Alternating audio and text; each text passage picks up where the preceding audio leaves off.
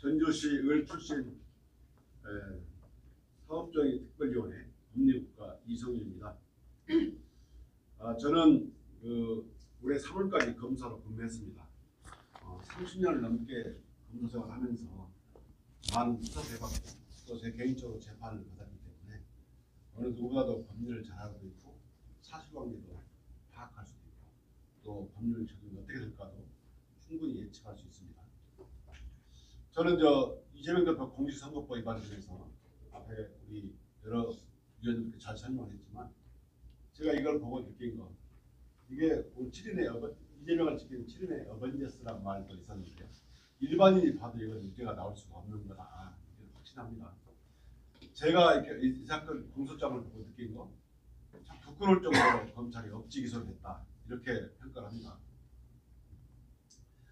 여러분 내가 어떻게 설명을 할까 하다가 여러분 우리 법은 법률에 처벌하겠다는 규정이 없으면 처벌을 못하도록 되어 있죠. 이게 이제 죄형 법정주의라고 합니다. 죄와 형은 미리 법률에 정해놓아야만 처벌할 수 있다는 거거든요. 이건 어느 나라나 똑같습니다. 우리나라도 죄형 법정주의에 따라서 미리 법률에 죄를 정해놓지 않으면 처벌할 수가 없어요.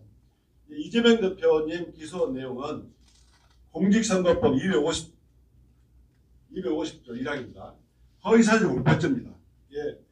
이게 당선되거나 당선되지 않을 목적으로 출생지, 가족관계, 신분, 재산, 행위 등 허위의 사실을 공표해야 합니다. 허위 사실입니다. 아까 우리 이건태 위원님이나 우리 박균택 의원이 설명하셨지만 백현동 사건 관련해서는 이재명 대표께서 후보들에게 협박으로 느꼈다. 이 느낌에 관한 것이고요. 지금 김문기를 알았다 몰랐다 하는 것은 기억에 관한 것입니다. 기억. 이걸 참고하시고요. 사실인지 아닌지 제가 한번 설명을 들어보겠습니다. 저도 수천 명의 직원들과 같이 근무해봤지만 저는 그 직원을 모르지만 저 직원을 알 수 있어요. 이유는 제가 그 직원의 무관심해서가 아니고 현실적으로 모든 직원을 다 기억할 수 없기 때문에 그렇습니다. 이재명 대표의 공직선거법 위반 사건 중에서 김문기 씨를 개인적으로 아느냐라는 질문에 대해서 모른다 라고 답변하는 것은 기억에 가는 겁니다. 제가 예를 한번 들어볼게요. 어느 회사에 다니는 분한테 김 과장을 압니까? 라고 물어봤어요. 아니 몰라? 이렇게 답을 했을 경우에 여러분 이 김 과장이 회사에서 어떤 분과 출장을 갔거나 세미나를 갔거나 이렇게 하지 않은 거짓말한 걸로 들립니까? 전혀 그렇게 들지 않지 않습니까? 그런데 검찰이 기억을 기소할 수가 없으니까 공소장 변경을 거쳐서 뭐라고 만드냐면 교유행위란 말로 붙입니다. 여러분 혹시 교유행위 들어보셨어요? 김문기를 모른다 라고 처벌할 수가 없으니까 김문기 씨와 관련해서 출장을 갔다든가 업무보고를 받았다든가 그렇게 했음에도 하지 않았다고 거짓말했다고 주장하는 겁니다. 본질은 이재명 대표께서 기억이 나지 않는다, 모른다 이것을 가지고 기소해놓고도 억지 기소를 한 겁니다. 혹시 교유행위란 말 들어보셨어요? 여러분 교유 아십니까? 국어 사전에도 이런 교유행위란 말이 없습니다. 검찰이 오직 궁색했으면 이런 말을 보태서 기소를 했을까? 참 이런 억지 기소도 억지 기소는 없을 겁니다. 제가 만일에 정말 총장이나 또는 장관이었으면 이런 기소하지 마라. 너무 구차하다. 이렇게 했을 겁니다. 제가 느끼는 게 또 그렇습니다. 요즘 검찰이 비난을 받고 있잖아요. 이렇게 사람의 기억을 기소해놓고 우리 박균택 의원이 말한 백현동 관련해서 협박 느낌을 기소해놓고 마치 거짓말한다고 그러면 국민들이 현혹될 수가 있어요. 그런데 똑같은 사건 보면 윤석열 전 총장 이 뭐라 했냐면요. 이 김만기와 친분관계를 물어보니까 모른다고 했다가 두 번째는 2번 정도 만난 적이 있다고 해요. 그런데 검찰이 윤석열 전 총장을 불러서 조사하지도 않고 그냥 이렇게 합니다. 친분관계에 대한 의견 표시다 라고 확인을 해버려요. 똑같이 대선 과정에서 말한 건데 윤석열 용산 대통령 총장은 불러서 조사도 안 하고 그대로 각하해버리고 이재명 대표에 대해서는 기소에서 이렇게 무지막지한 수사를 하고 있는 겁니다. 재판을 하고 있는 겁니다.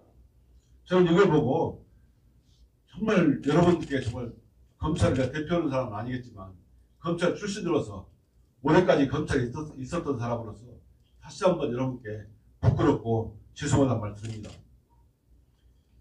제가 이 사건을 보면서 억지 기소라고 말씀드렸잖아요. 어떻게 사람의 느낌이나 기억을 기소할 수 있느냐. 또 검찰이 생떼를 부리면서 교유행위라는 말을 만들어가지고 억지로 기소하는 걸 보고 저도 유죄가 선고될 수가 없는 구조다. 저 이런 공소장을 처음 봤습니다. 그런데 이 결심을 한 과정에서 검찰이 2년을 구형했다고 보도가 됐어요. 그런데 국민들께서 저한테 걱정하는 분들이 많아요. 제가 전주를 가보면 꼭 갈 때마다 여러분이 저를 잡고 붙잡고 묻습니다. 2년이 구형돼서 엄벌받는 크게 처벌받는 거 아니야? 이렇게 얘기를 해요. 제가 그럴 때 그렇게 말합니다. 검찰이 구형이라는 게 검사의 의견에 불과합니다. 저도 재판을 받았는데요. 김학의 출구를 막았다고 징역 2년을 구형받았어요. 무죄 받았습니다. 검찰의 의견일 뿐이고요. 검찰이 자신이 없을 때 이런 경우가 많습니다. 원래 공직선거법으로 이 정도 사안 가지고 징역형을 구형한다? 말도 안 되는 거예요. 징역형을 구형할 정도 되려면요. 적어도 금품을 수수하거나 악질적인 거짓말을 여러 번 했거나 상습적으로 했거나 그런 경우 아니면 징역형을 구형하는 것은 많지 않습니다. 그래서 구형 가지고 전혀 놀라지 마시고요.